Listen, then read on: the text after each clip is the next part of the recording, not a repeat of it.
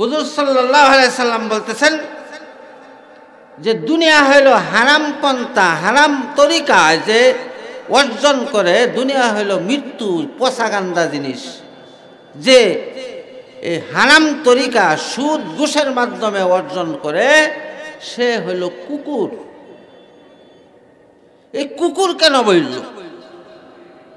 মরা জিনিস তো কুকুরেই শুধু তালাশ করে না, মরা জিনিস, মরা পশু, মরা ছাগল, মরা গরু, এটা শুধু কিন্তু কুকুরেই তালাশ করে না, শকুনেও কি করে? তালাশ করে। শকুনেও তালাশ করে, কাকেও তালাশ করে। কথা ঠিক না ঠিক? মরা জিনিস কাকে খায় না? তাহলে তালিবুহা গুরাব, দুনিয়া হইল মরা জিনিস, মৃত্যু জিনিস, মৃত্যু পচাগান্দা জিনিস। যে তালাশ করে সে হইল কাক। এই কথাটা কেন হুজুর বললেন না? বা যে তালাশ করে সে হইল শকুন, এটা কেন বললেন না? যে তালাশ করে সে হইল কুকুর, কেন বললেন? এটার কারণ কি? ব্যাখ্যা করেন মুহাদ্দিসিনে কেরাম, কোনো কাকে যদি কোনো মুর্দা জিনিস পায়, কোনো কাকে যদি কোনো মুর্দা জিনিস পায়,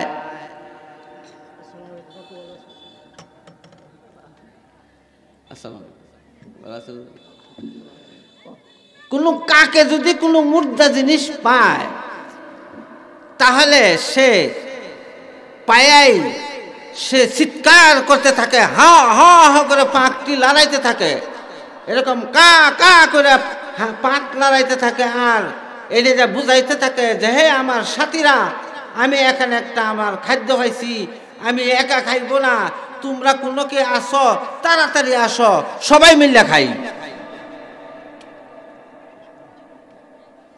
কোনো কুকুরে কোনো মুর্দা জিনিস পাইলে,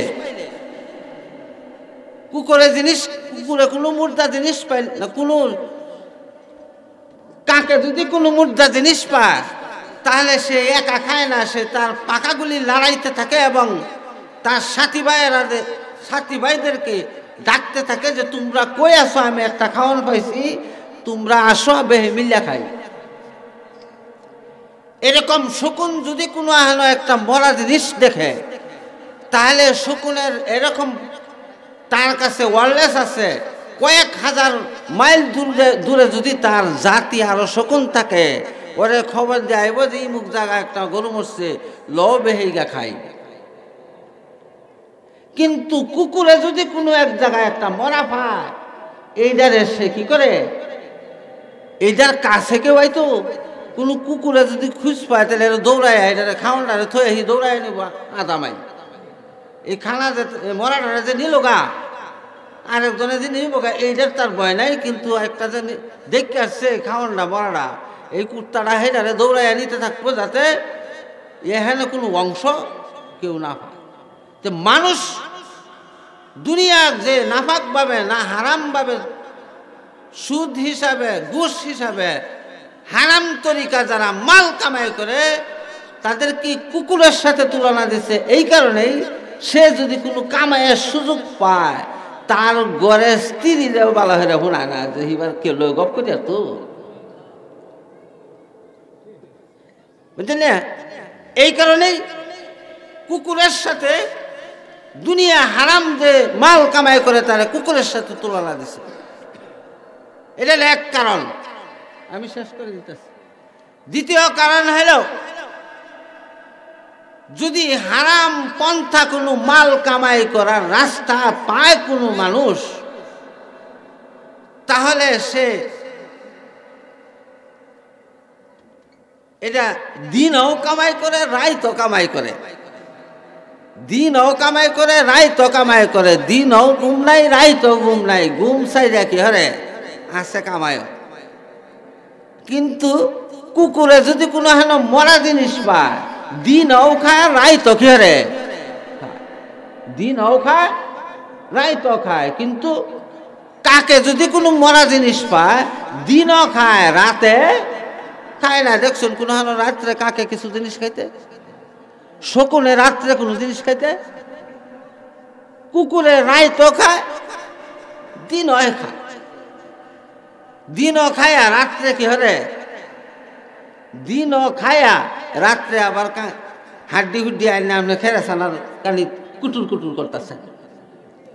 কথা ঠিক? এই কারণেই হারাম কামাইকারী সে দিনও তার ব্যস্ততা, রাইতও ব্যস্ততা। হ্যাঁ, দিন রাত 24 ঘন্টা এই হারাম কামাইয়ের মাঝে ঘুমায় না। এরকম কুকুরও যদি কোনো মরা পায়, দিনও খায় রাত্রেও খায়। আরেক কারণ হলো কুকুরে যদি কোনো মরা জিনিস পায় তাহলে মরার গুস্তু খাইব, হাড্ডি চাবাইয়া খাইব। কিন্তু কাকে যদি কোনো মুর্দা জিনিস পায় তাহলে শুধু সে গুস্তুই খাইব, হাড্ডি খায় না। শকুন যদি কোনো মরা জিনিস পায় সে গুস্তুই খাইব, কিন্তু হাড্ডি খায় না। এরকম কোনো মানুষ যদি কোনো হারাম তরিকা মাল কামাইয়ের কথা পায় তাহলে ওই জায়গাটা রেহে এইরকম ভাবে ক্যাপচার করবো। মনে করেন যে লাভটা আছে, তার মানে কামাইটা আছে, এই জায়গাটা খুঁজে নিবার কাছে কামাই করবো তো করবোই, ওই জায়গাটা খুঁজে নিবার কাছে।